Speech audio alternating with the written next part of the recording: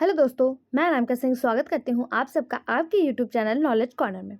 Friends, अगर आप किसी भी एग्जाम में जहाँ पे आपको बॉटनी में फंगी टॉपिक पूछा जा रहा है, फंगी टॉपिक कंसीडर कर रहे हैं किसी भी एग्जाम के लिए, चाहे वो बिहार टीआरई हो, टीजीटी, पीजीटी, दी ट्रिपल एसबी या फिर आपका चाहे वो एनवीएस, केवीएस या फिर आपका जीआईसी हो, सबके लिए ये वीडियो बहुत ज़्यादा हेल्पफुल रहने वाला है। फंगी का अभी एक क्लास ख़त्म हो गया है, ये आज का हमारा दूसरा लेक्चर है, तो आप इसको ज़रूर देखिएगा क्योंकि इसमें सारे प्रीवियस ईयर क्वेश्चन शामिल किए गए हैं इंक्लूडेड पीसीएस। ये आपके लिए बहुत ज़्यादा हेल्पफुल होने वाला है। लास्ट तक बने रहिएगा और ज़रूर बताइएगा फीडबैक में कि आपको वीडियो कैसा लग रहा है। ये हमारा कल का लास्ट क्वेश्चन था। क्वेश्चन आपसे जो पूछा गया था कल का ये था, माइकोटीना के सदस्य समानता क्या कहे जाते हैं। तो हम लोगों ने देखा था इनको सैक फंगी के नाम से जाना जाता है। आज का हमारा क्वेश्चन यहाँ से स्टार्ट होता है। आज की वीडियो में भी हम 50 क्वेश्चन डिस्कस करेंगे, बस आप पेशेंस के साथ लास्ट तक बने रहिएगा और अपना कमेंट बॉक्स के माध्यम से सुझाव और मोटिवेशन हमें ज़रूर देते रहिएगा। पहला क्वेश्चन है, पक्शिनिया ग्रामिनिस ट्रिटिकाई के निम्नलिखित बीजाणुओं में से कौन से बीजाणु को अंकुरण के लिए किसी जीवित परपोषी की आवश्यकता नहीं पड़ती है।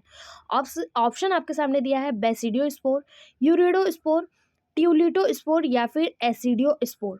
इसका जो सही जवाब हो जाएगा वो हो जाएगा ऑप्शन ए, बेसिडियोस्पोर। बेसिडियोस्पोर को इसके अंकुरण के लिए किसी भी जीवित होस्ट की आवश्यकता जो है वो नहीं पड़ती है। क्यों? क्योंकि बेसिडियोस्पोर जो है ये मिट्टी पर अंकुरित होते हैं। बेसिडियोस्पोर एक कोशिकीय पतली दीवार वाले और बहुत छोटे होते हैं। ठीक, ऑप्शन ए इसका सही जवाब हो जाएगा। ये पीडीएफ फ्री ऑफ कॉस्ट हमारे टेलीग्राम चैनल पे मिल जाएगा। आप टेलीग्राम चैनल का लिंक इसी वीडियो के डिस्क्रिप्शन से ले लीजिएगा और टेलीग्राम चैनल भी जरूर ज्वाइन करिएगा क्योंकि वहाँ पे आपको सारी इंपॉर्टेंट चीज़ें डिस्कस कराई जा रही हैं। साथ ही अगर आप हमारे चैनल पे नए हैं तो आपको अवगत करा दें कि हमारे इसी चैनल पे फंगी के छोटे छोटे वीडियो बनाकर, फंगी, एल्गी, इन सब के छोटे छोटे वीडियो बनाकर सारे इंपॉर्टेंट फैक्ट्स जो आपको एग्जाम में डायरेक्ट टच करेंगे वो आपको बता दिए गए हैं, दे दिए गए हैं। आप उन्हें जरूर देखिए। जैसे आप शॉर्ट वीडियो देखते हैं तो शॉर्ट वीडियो ना देखकर आप उन शॉर्ट वीडियो को देखिए जो आपके एग्जाम के लिए, मतलब एग्जाम ओरिएंटेड हैं, आपके एग्जाम के लिए इंपॉर्टेंट है, उसको देखिए और बताइए हमारा ये एफर्ट आपको कैसा लग रहा है। अगला क्वेश्चन है, निम्नलिखित में से कौन सा कवक समलरागी है, यानी कि कार्पोफिलस फंगस है। ऑप्शन है एल्विगो, सेप्रोलिग्निया, एगेरिकस या फिर एस्ट्रीलेगो। सही जवाब हो जाएगा ऑप्शन सी, एगेरिकस। एगेरिकस क्या है? तो ये एक सहजीवी कवक है या समलरागी यानी कि कार्पोफिलस होता है। एगेरिकस है क्या? तो ये मशरूम की एक प्रजाति होती है और इसमें जहरीले भी होते हैं कुछ और कुछ खाद्य भी होते हैं। ठीक है, ऑप्शन सी इसका सही जवाब हो जाएगा। अगर पूछा जाए तो ये उगते कहाँ हैं, तो ये सड़ी गली चीज़ों पर, गोबर पर, लकड़ी पर, इन्हीं सब चीज़ों में उगते हैं।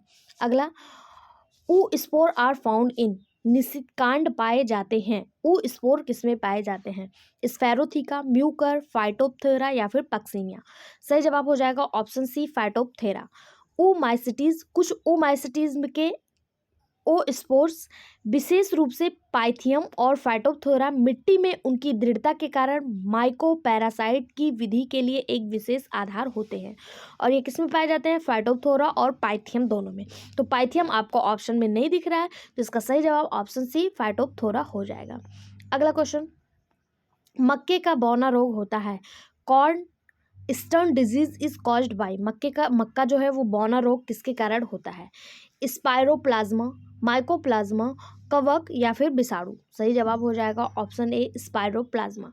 मकई का जो स्टंट रोग होता है यानी कि बौना रोग होता है और अन्य घासों का जीवाणु रोग होता है, मतलब मकई का स्टंट रोग और अन्य घासों का जीवाणु रोग है। इसके लक्षणों में रुका हुआ विकास और पत्तियों का लाल हो जाना शामिल होता है और ये किसके कारण होता है? तो स्पाइरोप्लाज्मा के कारण होता है। स्पाइरोप्लाज्मा है क्या? तो ये कुनकेली है, एस कुनकेली एक स्पाइरोप्लाज्मा जिसे अक्सर कॉर्न स्टंट स्पाइरोप्लाज्मा के रूप में जाना जाता है, इसी के कारण होता है। ऑप्शन ए इसका सही जवाब हो जाएगा। अगला क्वेश्चन, समानता ब्रेड मोल्ड नाम से जानी जाने वाली कवक कौन सी, यानी कि वो कवक कौन सी है जिसे ब्रेड मोल्ड कहा जाता है? ये जो है पहाड़ों पर, पर्वतों पर से नीचे गिरते हैं और ब्रेड की तरह संरचना होती है इनकी, इसलिए इन्हें ब्रेड मोल्ड कहा जाता है।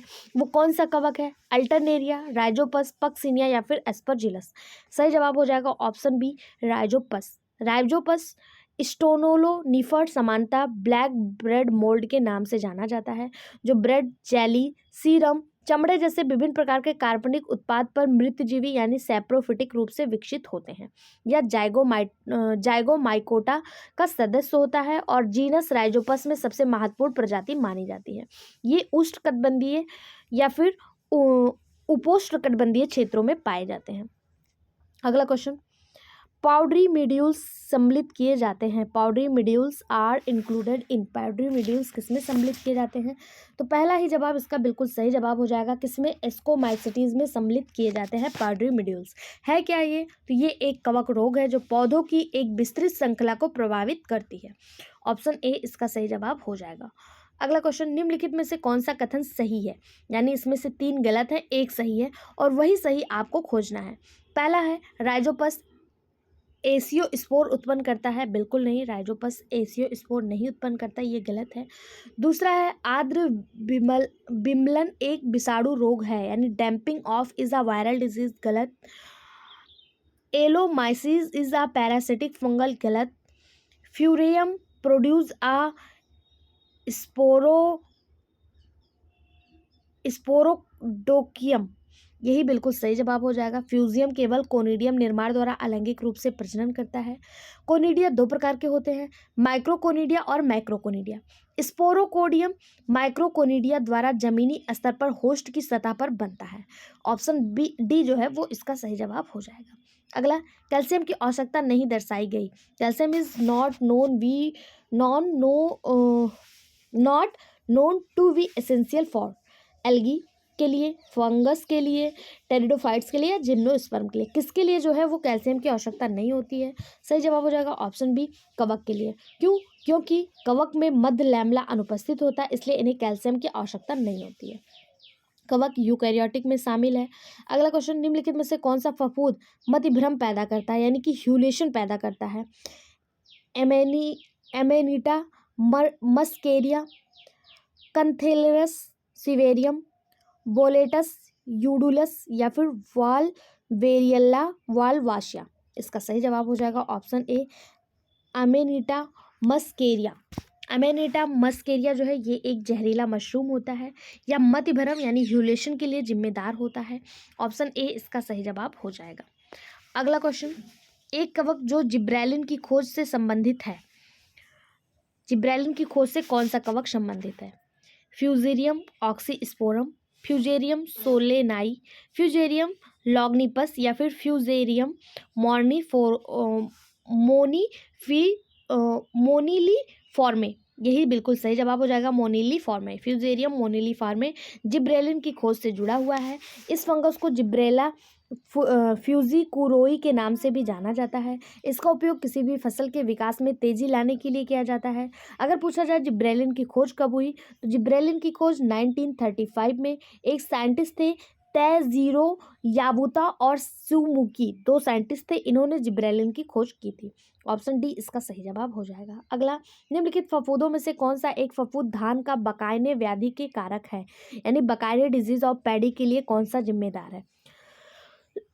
फ्यूजेरियम मोनिलीफॉर्मी, फ्यूजेरियम सोलेनी, फ्यूजेरियम ऑक्सीस्पोरा या फिर फ्यूजेरियम लॉन्गिपस।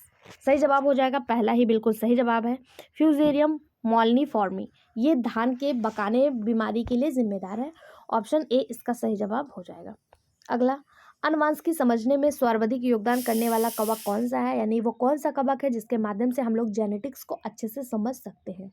ऑप्शन है सेप्रोलैग्निया, न्यूरोस्पोरा, कैल्विसेप्स या फिर यूरोसियम। सही जवाब हो जाएगा ऑप्शन बी, न्यूरोस्पोरा। जिस कवक में अनुवांशिकी को समझने में सबसे अधिक योगदान है वो उसका नाम क्या है? न्यूरोस्पोरा है। क्यों? क्योंकि न्यूरोस्पोरा जैव रासायनिक और अनुवांशिकी कार्यों में सबसे अधिक उपयोग किया जाता है, क्योंकि इसका जीवन चक्र सबसे छोटा होता है और ये कैसा होता है? हैप्लॉइड होता है, यानी कि आगुणित होता है। न्यूरोस्पोर की कुछ प्रजातियां जैसे न्यूरोस्पोर टेट्रास्पर्मा, न्यूरोस्पोर क्रास्का अनुवांशिकी और जैव रासायनिक अनुसंधान के लिए बहुत ज़्यादा उपयोगी होते हैं। ऑप्शन बी इसका सही जवाब हो जाएगा। अगला क्वेश्चन, सिस्टोपस का जू स्पोर होता है। The zoospore of Cystopus is. Question आपका एनवीएस पीजीटी और पीसीएस दोनों में पूछा गया है। ऑप्शन है ए फ्लैजलेटेड, यूनिफ्लैजलेटेड, बाईफ्लैजलेटेड या फिर मल्टीफ्लैजलेटेड। सही जवाब हो जाएगा ऑप्शन सी बाइफ्लैजेलेटेड। सिस्टोपस जिसे एल्विगो के नाम से जाना जाता है, इसका जो जियोस्पोर होता है वो मोटाइल होता है यानी गतिशील होता है और बाइफ्लैजेलेटेड होता है। ऑप्शन सी इसका सही जवाब हो जाएगा। यहाँ पे आपको सिस्टोपस यानी एल्विगो के जियोस्पोर को दिखाया गया है। इसमें 2 फ्लैजला पाए जाते हैं और जो क्या करते हैं, गतिशीलता प्रदान करते हैं यानी चलन के लिए जिम्मेदार होते हैं। इसके अंदर समान लंबाई के 2 वीप टाइप फ्लैजला होते हैं। यह पैरासाइट फंगी होता है। अगला क्वेश्चन, निम्नलिखित में से कौन सा कवक खाद की तरह प्रयोग किया जाता है? ऑप्शन ट्यूबर मेलानोस्पोरम, क्रोपाइनस सिनेरियस, ऑस्ट्रिलेगो मैडिस या फिर म्यूकर म्यूसिडो। सही जवाब हो जाएगा इसका ऑप्शन ए ट्यूबर मेलानोस्पोरम। ट्यूबर मेलानोस्पोरम कवक खाद्य पदार्थ की तरह प्रयोग किया जाता है। ऑप्शन ए इसका सही जवाब हो जाएगा। अगला क्वेश्चन, पौधों की जड़ों में आशय कुचक्रक कवक मूल उत्पादित किए जाते हैं। ऑप्शन ग्लोमस, ट्यूबर, बोलिटस या फिर एलाफोमाइसिस। इसका सही जवाब हो जाएगा ऑप्शन ए ग्लोमस। ग्लोमस इसका सही जवाब हो जाएगा। पौधों की जड़ों में आशय कुचक्रक कवक मूल जो है वो ग्लोमस द्वारा उत्पादित किया जाता है। अगला क्वेश्चन, फलद पत्र जो एस्काई या बैसिडिया वहन करती है उसका नाम क्या है? आ फर्टाइल लेयर ब्रिंगिंग एस्काई और बैसिडिया इज नेम्ड हाइमेनिया, एस्कस, बैसिडियम या फिर स्पोरेंजिया। सही जवाब हो जाएगा इसका ऑप्शन ए हाइमेनिया। फलद पत्र जो एस्काई या बैसिडिया वहन करती है उसका नाम क्या है? हाइमेनिया है। ऑप्शन ए इसका सही जवाब हो जाएगा। यहाँ पे आपको डायग्राम के माध्यम से दिखाया गया। पीडीएफ आपको फ्री ऑफ कॉस्ट हमारे टेलीग्राम चैनल पे मिल जाएगा, तो टेलीग्राम चैनल को भी जरूर ज्वाइन करके रखें क्योंकि वहाँ पे सारी इंपॉर्टेंट फैक्ट्स, इंपॉर्टेंट जानकारियाँ आपको तत्काल प्रभाव से प्रोवाइड करवाई जाती हैं। अगला क्वेश्चन है, निम्नलिखित में से किस एक रोगजनक के शाखा युक्त हॉस्टेरियम पाया जाता है? ऑप्शन है एरिसैफी ग्रेमिनिस, एरिसैफी पॉलीगोनाई, पोरोनोस्पोरा पिसाई या फिर सिनक्रीडियम एंडोबायोटिकम। इसका सही जवाब हो जाएगा ऑप्शन ए एरिसैफी ग्रेमिनिस। अगर आप टीआरई 4.0 की तैयारी कर रहे हैं और आपको लग रहा है कि अभी बहुत टाइम है आप पढ़ लेंगे, तो आपको बता दें आप प्रीवियस ईयर क्वेश्चन, कॉन्सेप्ट और आने वाले क्वेश्चन अगर पढ़ेंगे ना तो आपके लिए टाइम बहुत लिमिटेड है। जो बच्चे अभी तैयारी नहीं स्टार्ट किए हैं उनको रहने दीजिए। आप अगर अपनी तैयारी, अगर आप एग्जाम क्वालिफाई करना चाहते हैं तो आप पर डे वीडियो को बहुत ध्यान से देखिए और हमारे साथ कंटिन्यू जुड़े रहिए क्योंकि इसी चैनल पे आपको टीआरई 4.0 की बहुत अच्छे से तैयारी, एक एक चीज़ की प्रॉपर डिस्कशन के साथ करवाई जाएगी, तो आप उसे मिस बिल्कुल मत करिएगा। और अपनी तैयारी, अगर आप एग्जाम को क्वालिफाई करना चाहते हैं तो ढील बिल्कुल मत दीजिएगा, ठीक है। ये बिल्कुल मत सोचिएगा कि अभी बहुत टाइम है, क्योंकि दिन कैसे बीतेंगे पता बिल्कुल नहीं चलेगा और एग्जाम आपके सामने आकर खड़ा हो जाएगा। सबसे पहले हम लोग प्रीवियस ईयर क्वेश्चन डिस्कस कर रहे हैं। जैसे ही ये खत्म हो जाता है प्रीवियस ईयर क्वेश्चन, हम आपको संभावित क्वेश्चन भी कराएंगे, ठीक है। अगला क्वेश्चन है, निम्नलिखित में से कौन सा फफूंद डेथ चेयर के नाम से जाना जाता है? यानी कौन सा वो फंगस है जिसे डेथ चेयर के नाम से जानते हैं, जो मशरूम जहरखोरी के कारण होता है? ऑप्शन आपके सामने दिया हुआ है कि कौन सा फफूंद है जिसे डेथ चेयर कहा जाता है। इसका सही जवाब हो जाएगा एमेनिटा फैलोआइडिस। एमेनिटा फैलोआइडिस जो है इसे डेड चेयर के नाम से जाना जाता है।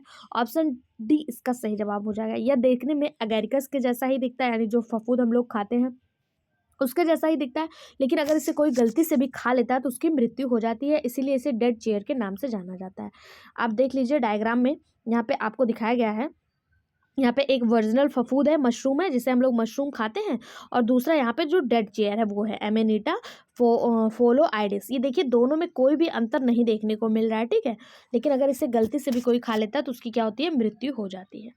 अगला क्वेश्चन, निम्नलिखित फफूंदों में से किसका फलकाय प्रदीप्तमान होता है? यानी कि कौन सा फफूंद है जो ल्यूमिनिसेंस होता है, यानी जिसमें लाइट जलती है?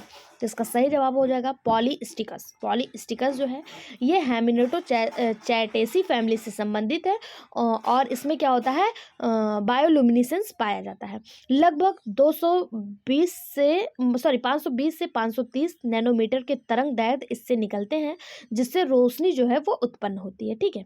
ऑप्शन डी इसका सही जवाब हो जाएगा। अगला, निम्नलिखित में से किसमें टोरूला अवस्था देखने को मिलती है? टोरूला कंडीशन में भी ऑब्जर्व। किसमें टोरूला कंडीशन देखने को मिलता है? सेप्रोलेग्निया, म्यूकर, पेंसिलियम या फिर एलोमाइसिस। सही जवाब हो जाएगा ऑप्शन बी, म्यूकर। म्यूकर में शर्करा विलयन या अम्लीय माध्यम में रखने पर संकोचकीय कवक तंतु में पट बन जाता है और यह अनेक खंडों या कोशिकाओं में बढ़ जाता है। इसी को क्या कहा जाता है? टोरूला अवस्था कहा जाता है। ऑप्शन बी इसका सही जवाब हो जाएगा। अगला क्वेश्चन, पक्सिनिया ग्रामिनीस में यौन प्रजनन किसके द्वारा होता है? यानी पक्सिनिया ग्रामिनीस में सेक्सुअल रिप्रोडक्शन किसके द्वारा देखने को मिलता है? ऑप्शन सोमैटोगैमी, स्पर्मेटाइजेशन, गैमेटोट्रांजियल गैमेट्रांजियल कनेक्ट या फिर गैमेट्रांजियल कॉपुलेशन। सही जवाब हो जाएगा इसका ऑप्शन बी,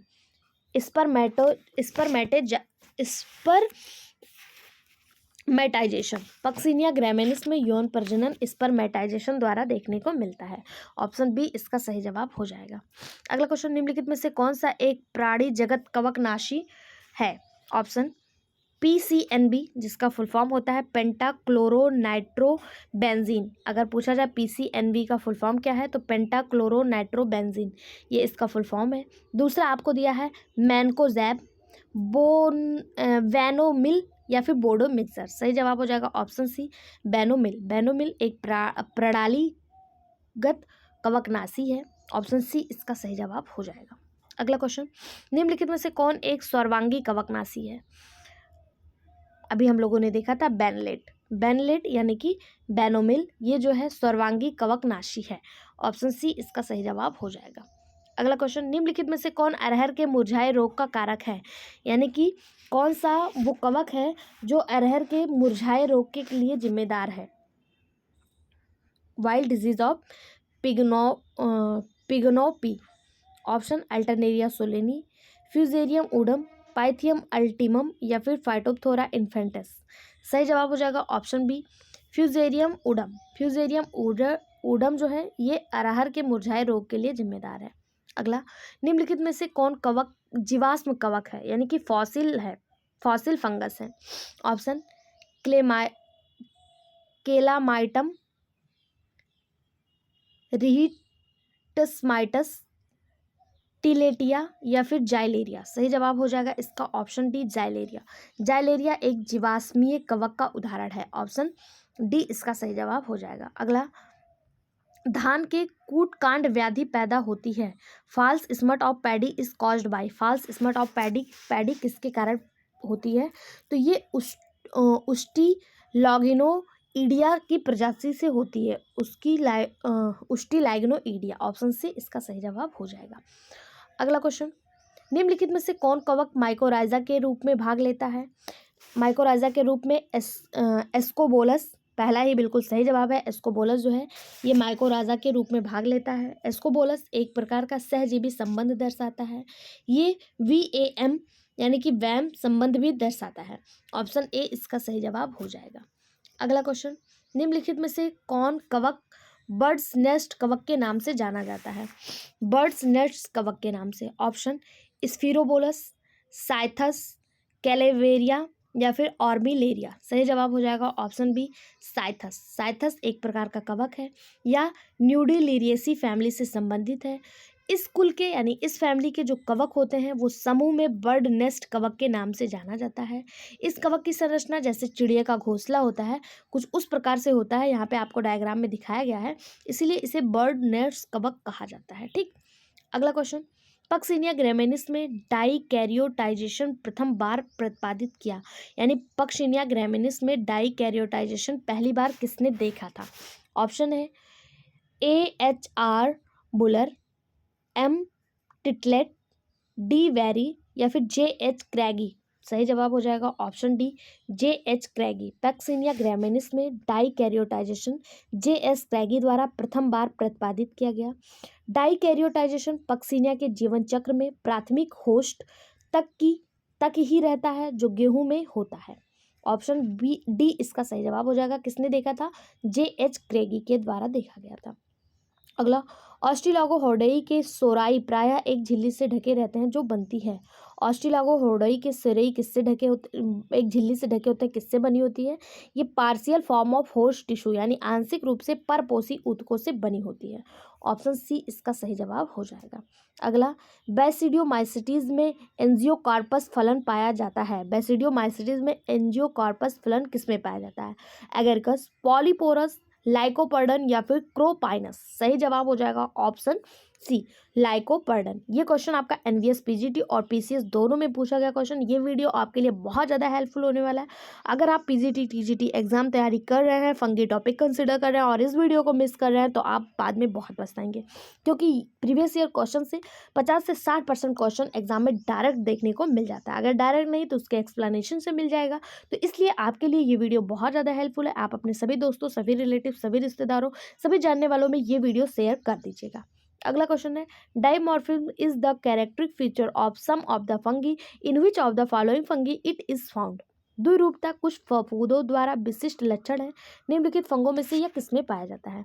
यानी कि पूछा जा रहा है डाइमॉर्फिज्म किस फंगी में पाया जाता है, सिंपल सा इतना ही पूछा जा रहा है। ऑप्शन है क्लेविसेप्स, ईस्ट, फाइटोप्थोरा या फिर एक्लिया। इसका सही जवाब हो जाएगा ऑप्शन डी, एक्लिया। एक्लिया यानी कि एक्लिया जो है ये फंगी है और ये इसमें डाइमॉर्फिज्म देखने को मिलता है। दो प्रकार के लैंगिक अंग संरचना में भिन्न और मादा और पुरुष दोनों में विभेद हो उसे विषम जालिता कहते हैं, जो एक्लिया में पाया जाता है। ऑप्शन डी इसका सही जवाब हो जाएगा। अगला, लिस्ट 1 को लिस्ट 2 से मिलाकर नीचे दिए गए उत्तर कोड से अपना उत्तर चयन कीजिए। यानी सूची 1 को सूची 2 से मिलाना है। पहला है फ्यूजेरियम। फ्यूजेरियम किससे मिलेगा? तो फ्यूजेरियम जो मिलेगा वो हो जाएगा ऑप्शन इसका सी, स्पोरोकोडियम। फ्यूजियम किससे मिलेगा? स्पोरोकोडियम से। 1 का 3 आपको किस ऑप्शन में देखने को मिल रहा है? 1 का 3 केवल ऑप्शन ए में ही दिखने को मिल रहा है, तो ऑप्शन ए ही इसका सही जवाब हो जाएगा। इस तरह से एलिमिनेशन के माध्यम से भी आप इस टाइप के क्वेश्चन को बहुत अच्छे से और बहुत कम टाइम में सॉल्व कर सकते हैं। अगर आपको एक पता है कि फ्यूजेरियम जो है ये स्पोरोकोडियम से बिलोंग करता है, स्पोरोकोडियम हाइफा के स्ट्रोमा में पाया जाता है और इस प्रकार की संरचना जो है वो फ्यूजेरियम में पाई जाती है। तो आपका जवाब बिल्कुल सही हो जाएगा, क्योंकि 1 का 3 केवल ऑप्शन ए में ही दिया है। लेकिन आगे भी हम देख लेते हैं। लाइकेन, लाइकेन किससे बिलोंग करेगा? लाइकेन जो बिलोंग करेगा वो होगा ईसीडियम। किससे? ईसीडियम। ईसीडियम कुछ लाइकेन में पाए जाने वाला एक प्रकार के कायिक यानी कि वेजिटेटिव संरचना है जो प्रजनन के लिए जिम्मेदार होता है। फिर है कोलेटोट्राइकम। कोलेटोट्राइकम किससे बिलोंग करेगा? तो ये एसरबुलस से। किससे? एसरबुलस से। ठीक, एसरबुलस और कोनिडिया जैसी संरचना कोलेटोट्राइकम नामक कवक में देखने को मिलती है। फोमा क्या है? फोमा अब आपका एक ही बच गया, पिकिडियम इससे बिलोंग कर जाएगा, यानी कि ऑप्शन ए इसका सही जवाब हो जाएगा। अगला क्वेश्चन, पक्सिनिया ग्रामिनीस ट्रीटिसी हेतु निम्नलिखित में से कौन सबसे अधिक उपयुक्त विकल्प है? Heterothallic, heteroecious, both heterothallic and heteroecious, heterokaryotic. सही जवाब हो जाएगा ऑप्शन बी, हेट्रोसियस। हेट्रोसियस यानी भिन्नाश्रयी कवक ऐसे कवक होते हैं जिनका जीवन चक्र 2 होस्ट में पूरा होता है। इस तरह का जीवन चक्र पक्सिनिया ग्रामिनीस व पक्सिनिया कोरोनोटा में देखने को मिलता है। ऑप्शन डी बी इसका सही जवाब हो जाएगा। अगला क्वेश्चन, जब एक कवक को अपना जीवन चक्र पूरा करने में 2 पोषक जातियों की आवश्यकता पड़ती तो उन्हें क्या कहा जाता है? तभी हम लोगों ने देखा वो क्या होते हैं? हेट्रोसियस होते हैं। हेट्रोसियस आपको कहाँ देखने को मिल रहा है? तो इसका सही जवाब ऑप्शन ए हो जाएगा, हेट्रोसियस। इसमें एक कवक को अपने जीवन चक्र को पूरा करने के लिए 2 होस्ट की जरूरत होती है। एल्टीग्रेड बायोलॉजी में पूछा गया क्वेश्चन है। अगला, निम्नलिखित में से कौन सा कवक हेट्रोसियस होता है? अब आपसे पूछा कि हेट्रोसियस कवक क्या होते हैं, किसे कहते हैं, अब पूछा जा रहा है उसका एग्जाम्पल। तो इसमें से कौन सा कवक हेट्रोसियस है? तो हम लोगों ने देखा था पक्सिनिया ग्रामिनीस और पक्सिनिया कोरोनोटा, यानी कि ऑप्शन बी इसका सही जवाब हो जाएगा। एक्सप्लेनेशन से इस तरह से क्वेश्चन डायरेक्ट टच हो जाते हैं। ये भी क्वेश्चन आपका एलटी ग्रेड में पूछा गया क्वेश्चन है। अगला, कियास्टोबैसिडियम इज फाउंड इन। कियास्टोबैसिडियम किसमें पाया जाता है? ऑरिकुलेरिया, कैंथेलरस, ट्रोमेला या फिर ऑर्मिलेरिया। सही जवाब हो जाएगा ऑप्शन बी, कैंथेलेरस। कियास्टोबैसिडियम कैंथेरेलस में पाया जाता है। ऑप्शन बी इसका सही जवाब हो जाएगा। अगला, निम्नलिखित कवक में किसको सर्वप्रथम विषाणु रोगों के संचरण के संबंध में होने की जानकारी दी गई थी? एल्ब्यूओ, ऑल्पीडियम, पीथियम या फिर एलोमाइसिस? सही जवाब हो जाएगा ऑप्शन बी ऑलपीडियम। ऑलपीडियम एक कवक जगत का पौधा है या ऑल्पिडिएसी फैमिली से संबंधित है। सब्जियों में विषाणु जनित रोगों को फैलाने के लिए ऑल्पिडियम एक कारक के रूप में जाना जाता है। ऑप्शन बी इसका सही जवाब हो जाएगा। अगला क्वेश्चन, भारतीय कृषि के लिए गन्ने का सबसे हानिकारक रोग कौन सा माना जाता है? Red rot of sugarcane, wilt of sugarcane, smut of sugarcane या फिर grassy shoot of sugarcane? Bharat में जो गन्ने में सबसे ज़्यादा गन्ने को नुकसान पहुंचाने वाला रोग है वो कौन सा है? सही जवाब हो जाएगा option A red rot of sugarcane. ये सबसे ज़्यादा हानिकारक रोग होता है। इसे लाल विगलन रोग के नाम से जाना जाता है। यह रोग जो है क्लेटोट्राइकस फाल्केटम नामक कवक के द्वारा फैलता है या गन्ने को भीतर से लाल और सफ़ेद धब्बे उत्पन्न कर देता है, जिससे गन्ना जो होता है वो पूरी तरह से खराब हो जाता है। ऑप्शन ए इसका सही जवाब हो जाएगा। पीसीएस, एल्टीग्रेड और जीआईसी सब में पूछा गया क्वेश्चन है। कवक के डिजीज से क्वेश्चन एग्जाम में जरूर देखने को मिलते हैं, इसलिए इस टॉपिक को आप अच्छे से कंसिडर करके जरूर जाइएगा। अगला क्वेश्चन है, निम्नलिखित में से जो कवक सर्वांगी होते हैं वह है, यानी सर्वांगी यानी कि जो हर जगह पाए जाते हैं वो कौन सा है? Bavistin, blue copper 50, Indofil 45 या फिर सेल्फैक्स? सही जवाब हो जाएगा option A Bavistin. Bavistin 2 methanoic carboxylic benzimidazole नामक कवक जो है ये सिस्टमिक यानी कि सर्वांगी होते हैं। बेडी स्टिन एक व्यापक स्पेक्ट्रम प्रणाली कवकनाशी है जिसमें 50% डब्ल्यूपी कार्बेडाइजम होता है। ठीक, ऑप्शन ए इसका सही जवाब हो जाएगा। अगला, सूची 1 सूची 2 से सुमेलित कीजिए। ये भी आपको सुमेलित करना है और उसके बाद उत्तर कोड बताना है। पहला आपका दिया है पेंसिलिन। पेंसिलिन को सेक्रोमाइसिस सेरिवेसी के नाम से जानते हैं। आपको ऑप्शन में सेक्रोमाइसिस सेरिवेसी दिख रहा है? नहीं नहीं नहीं नहीं, पेंसिलिन को नहीं, ईस्ट को सेक्रोमाइसिस सेरिवेसी कहते हैं। पेंसिलिन को क्या कहेंगे? पेंसिलियम क्राइसोनियम, क्राइजोनियम, पेंसिलियम क्राइजोनियम, यानी कि 1 का 3 हो जाएगा। 1 का 3 किस ऑप्शन में दिख रहा है? 1 का 3 केवल ऑप्शन 1 में ही दिख रहा है। देखिए फिर से आपका ऑप्शन एलिमिनेशन हो गया। ऑप्शन बी इसका सही जवाब हो जाएगा। पेंसिलिन को पेंसिलियम क्राइसोनियम के नाम से जानते हैं। इसके अलावा अल्कोहल और खमीर डबल रोटी ये किससे होता है? तो ये सेक्रोमाइसिस सेरिवेसी से होता है। रस्ट पक्सिनिया ग्रेविनिस से देखने को मिलता है और इडेबल मशरूम जो है इसे एगेरिकस बाइस्पोरस के नाम से जाना जाता है, यानी इसका सही जवाब ऑप्शन बी हो जाएगा। अगला, उस कवक का नाम जो खाया जाता है? पेंसिलियम, म्यूकर, राइजोपस या फिर मार्कोला? अभी हम लोगों ने देखा था इडिबल मशरूम जो है वो एगेरिकस बाइस्पोर है, तो इसमें आपको कहाँ पे देखने को मिल रहा है? तो इसका सही जवाब हो जाएगा एगेरिकस बाइस्पोर, लेकिन आपको ऑप्शन में कहीं भी नहीं देखने को मिल रहा है। लेकिन खाद्य मशरूम और भी होते हैं, इसमें से जो सही है वो है मॉर्केला। मॉर्केला क्या है? एक मशरूम है जो भोजन के रूप में उपयोग किया जाता है। ऑप्शन डी इसका सही जवाब हो जाएगा। क्वेश्चन पीसीएस, टीजीटी, पीजीटी सब में पूछा गया है। मॉर्केला पैजीजेलस यानी कि एस्कोमाइकोटा डिवीजन का एक फंगस है और जो खाद्य के रूप में यूज किया जाता है, खाने में यूज किया जाता है। अगला क्वेश्चन, निम्नलिखित में से कौन एक मृत्युजीवी अंडावृत्ति है? म्यूकर, कस्कुटा, मोनोट्रोपा या फिर यूट्रिकुलेरिया? कौन सा एक सेप्रोफिटिक है? सेप्रोफिटिक एंजियोस्पर्म है। इसका सही जवाब हो जाएगा ऑप्शन सी मोनोट्रोपा। मृतजीवी पौधे यानी कि सेप्रोफिटिक प्लांट वे पौधे होते हैं जो मृत कार्बनिक पदार्थों पर उगते हैं, जैसे राइजोपस हो गया, म्यूकर हो गया, ईस्ट हो गया, एगेरिकस हो गया। ठीक है, बात करें अगर मोनोट्रोपा की, तो मोनोट्रोपा एक सेप्रोफिटिक प्लांट है, सेप्रोफिटिक एंजियोस्पर्म है। इसे घोस्ट पौधा या फिर इंडियन पाइप पौधा के नाम से जाना जाता है। इसमें क्लोरोफिल अनुपस्थित होता है, जिसके कारण ये अपना भोजन स्वयं नहीं बना सकता और ये सड़े गले पदार्थों से अपना भोजन प्राप्त करता है। अगर बात करें कस्कुटा की, जिसे अमरवेल के नाम से जाना जाता है, ये परजीवी होता है। और यूट्रिकुलेरिया जिसे ब्लैडर वार्ड कहते हैं, ये कीटभक्षी पौधा होता है। ठीक है, अगला क्वेश्चन देखते हैं।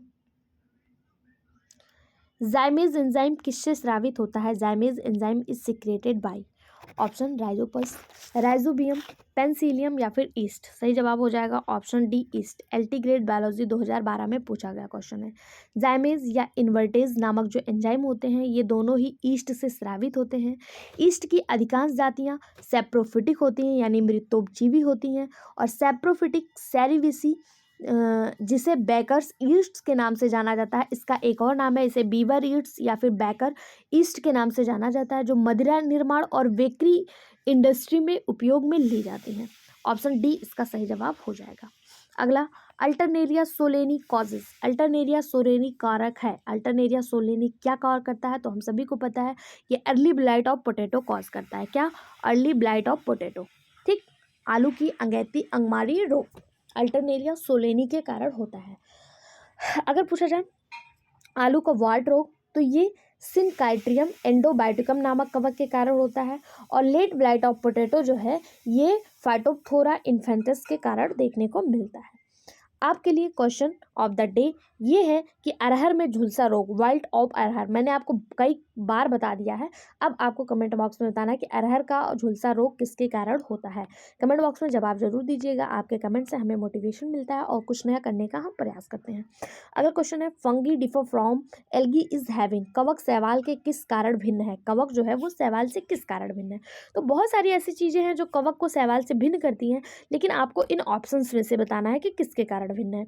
ये क्वेश्चन आपका नवोदय विद्यालय में पूछा गया क्वेश्चन है। पहले हम इन ऑप्शंस में से देख लेते हैं, फिर हम और बहुत सारी विशेषता बता देंगे जो कवक और फंगी से भिन्न है। पहला है क्लोरोफिल के कारण, तो ये नहीं होगा। ठीक है, वैसे सभी कवक जो होते हैं, शैवाल जो होते हैं, उसमें क्लोरोफिल पाया जाता है, लेकिन कवक में क्लोरोफिल नहीं पाया जाता। ये एक कारक हो सकता है। दूसरा है starch as reserve food, reserve आहार के रूप में स्टार्च उपस्थित होता है। शैवाल जो होते हैं ये स्वपोषी होते हैं, लेकिन जो कवक होते हैं ये परजीवी सहजीवी होते हैं, मृतोपजीवी होते हैं, या बाह्य स्रोत से अपना भोजन लेते हैं। शैवाल जो होती हैं इनकी सेलुलोज की बनी कोशिका भित्ति होती है, जबकि जो कवक होते हैं उनकी काइटिन की बनी होती है। ये भी गलत हो जाएगा। Cell wall made of chitin, कोशिका भित्ति काइटिन से बनी होती है और कोशिका भित्ति सेलुलोज की बनी होती है। कवक शैवाल, अच्छा, एक चीज़ ध्यान दीजिएगा, यहाँ पे आपको देखना है कवक शैवाल से किस प्रकार भिन्न है, यानी कि कवक की विशेषता पूछा है आपसे, शैवाल की नहीं पूछा है। ये सारी विशेषता तो इनको भिन्न बनाती है, लेकिन पूछा कवक की विशेषता इनमें से कौन सी है। तो क्लोरोफिल कवक में नहीं पाया जाता, रिजर्व फूड कवक के पास नहीं होता, सेलुलोज से नहीं बनी होती, इनका सेल वाल जो है वो काइटिन से बना होता है, इसलिए ऑप्शन डी इसका सही जवाब हो जाएगा। वैसे ये सारी विशेषता ही कवक और शैवाल को एक दूसरे से भिन्न करते हैं, फंगी और शैवाल को, लेकिन आपको ध्यान देना कवक शैवाल से किस प्रकार भिन्न है। तो इसमें सेलवाल पाया जाता है जो काइटिन का बना होता है, जबकि जो एल्गी का सेलवाल होता है वो किससे बना होता है? सेलुलोज का। संचित भोजन स्टार्च या ऑयल ग्रेन्यूल्स के रूप में शैवाल में स्टोर होते हैं, और इसमें जो होता है वो ग्लाइकोजन के रूप में स्टोर होते हैं। ठीक है, ग्लाइकोजन के रूप में, किसमें? कवक में। ओके, तो इसका सही जवाब ऑप्शन डी हो जाएगा।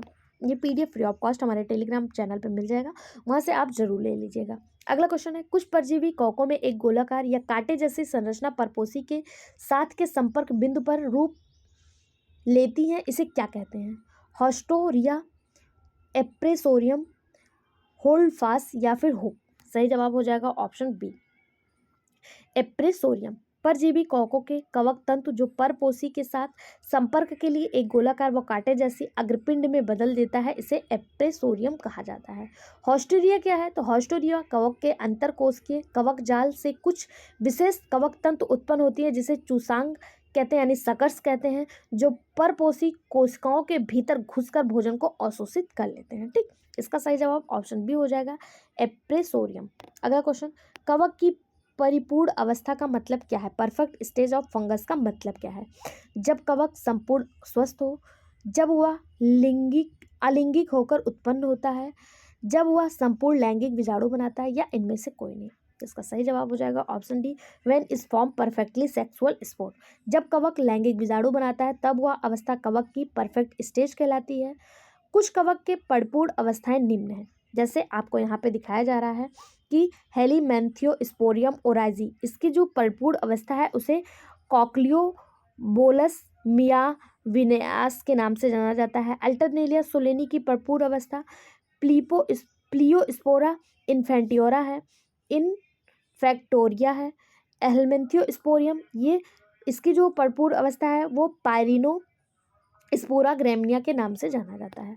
अगला question, the gill of mushroom, mushroom के गलफड़े किसमें सहायता करते हैं? Help in respiration, bear spore which help in reproduction, help in nutrition, या फिर हेल्प इन इनहेंसिंग बायोसेंस, इसका सही जवाब हो जाएगा ऑप्शन बी। ऑप्शन बी यानी बीजाणु धारक जो प्रजनन में सहायता करते हैं। मशरूम के जो गिल्स होते हैं जो लैमली पाइलियम के आंतरिक सतह पर होता है, ये किसके लिए सहायता करते हैं? तो ये प्रजनन यानी रिप्रोडक्शन में सहायता करते हैं। ऑप्शन बी इसका सही जवाब हो जाएगा। आज का लास्ट क्वेश्चन, जाते जाते कमेंट बॉक्स में जरूर बताइएगा वीडियो कैसा लगा, और वीडियो को लाइक शेयर सब्सक्राइब करना मत भूलिएगा। साथ ही साथ टेलीग्राम चैनल जरूर ज्वाइन करके रखिएगा। जो ये क्वेश्चन आपका DSSB TGT में PGT में पूछा गया क्वेश्चन 2015 में। क्वेश्चन है सिताके सिताके मशरूम कौन सा है? इसका सही जवाब हो जाएगा लेंटिनल इंडोडस, ऑप्शन डी, लेंटिनल इंडोडस। सिताके मशरूम ये पूर्वी एशिया में पाया जाता है, जिसकी अब दुनिया भर में खेती की जा रही है। यह विटामिन से भरपूर होता है और इसमें बहुत ज़्यादा कैलोरी होता है। इसका उपयोग चिकित्सा के खेत में भी किया जाता है, चिकित्सा के क्षेत्र में भी किया जा रहा है। ऑप्शन डी इसका सही जवाब हो जाएगा लेंटिनस इंडोडस, ये सिताके मशरूम है। अगर बात करें वाला रिएला वाल्वेसिया, तो ये क्या है? तो ये पैडी स्ट्रा मशरूम के नाम से इसको जाना जाता है। और अगेरिकस कार्पेस्टम, इसे इस सफ़ेद बटन मशरूम के नाम से जाना जाता है। ऑप्शन डी इसका सही जवाब हो जाएगा। वीडियो कैसा लगा कमेंट बॉक्स में जरूर बताएं। जाते जाते वीडियो को लाइक शेयर सब्सक्राइब करना ना भूलें। साथ ही साथ पूछे गए क्वेश्चन का जवाब जरूर दिया करिए। Thank you.